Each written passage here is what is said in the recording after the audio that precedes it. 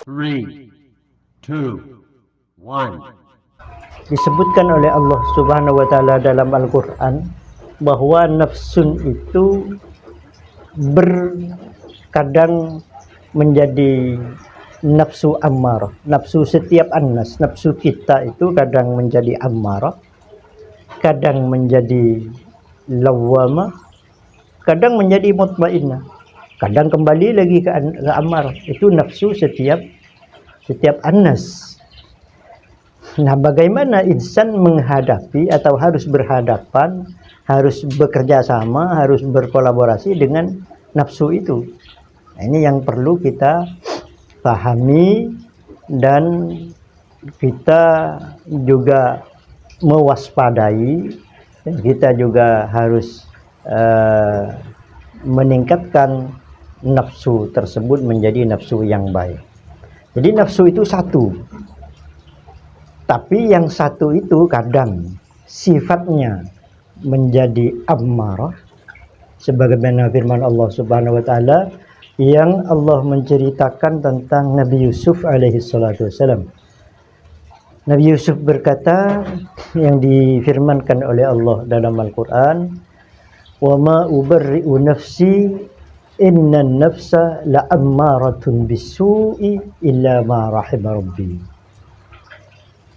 Ketika Nabi Yusuf digoda oleh seorang wanita, Imra'atul Aziz, yang namanya disebut dalam hadis yaitu Zulaikha.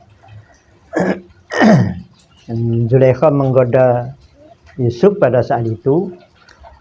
Wa ghallaqatil abwab wa qalat hayta lak qala ma'adallah innahu rabbi ahsana maswaya.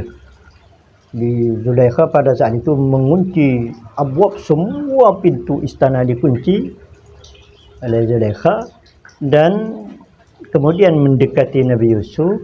Wa qalat haytalak, kemarilah wahai Yusuf. Tapi Nabi Yusuf bisa mengendalikan nafsunya,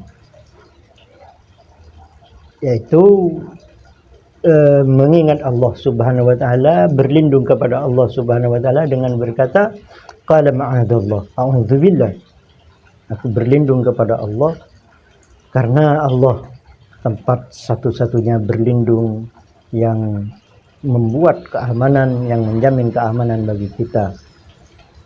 Tapi di saat yang bersamaan Nabi Yusuf berkata, wa ma ubarri'u nafsi, saya tidak bisa lepas dari nafsu saya. Ya, karena nafsu memang diri. Di nafsu itu adalah diri kita.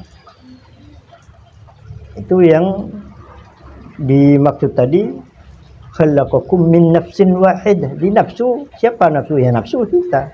Yang di dalam nafsu itu ada insan, ada akal. Artinya nafsu itu lebih dekat pada annas.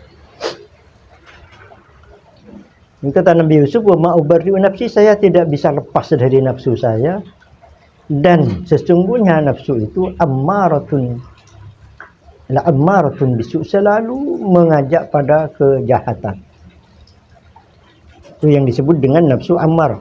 Jadi setiap insan, setiap kita pasti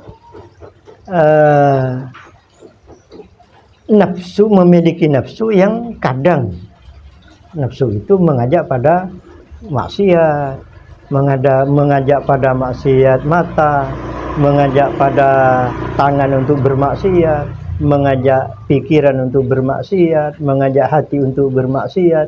Itu ammarah. Kemudian nafsu ammarah itu, atau diri kita yang kadang ammarah, bisa ditingkatkan menjadi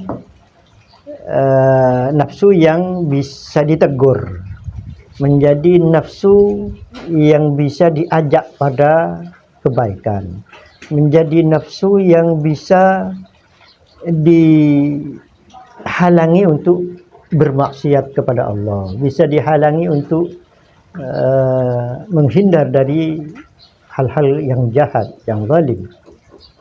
Maka pada saat itu nafsu berubah sifat, berubah nama menjadi nafsu lawwamah. Artinya nafsu yang bisa ditegur, nafsu yang bisa diberi nasihat, nafsu yang bisa menerima nasihat. Itu namanya nafsu lawamah. Siapa nafsu lawamah? Ya dari kita. Tetap kita, setiap orang kadang menjadi diri yang bisa diajak kepada kebaikan, menjadi diri yang bisa diberi nasihat, menjadi diri yang bisa menerima nasihat. Itu namanya lawamah. Sebagaimana firman Allah Subhanahu wa taala, wala uqsimu bin nafsil lawamah, dan saya bersumpah atas nama nafsu lawamah. Artinya kalau sudah lawamah nafsu itu, diri kita kalau sudah lawamah dijadikan sumpah oleh Allah Subhanahu wa taala, artinya sudah menjadi diri yang baik, sudah menjadi diri yang bisa diajak pada kebaikan, sehingga dijadikan sumpah oleh Allah Subhanahu wa taala.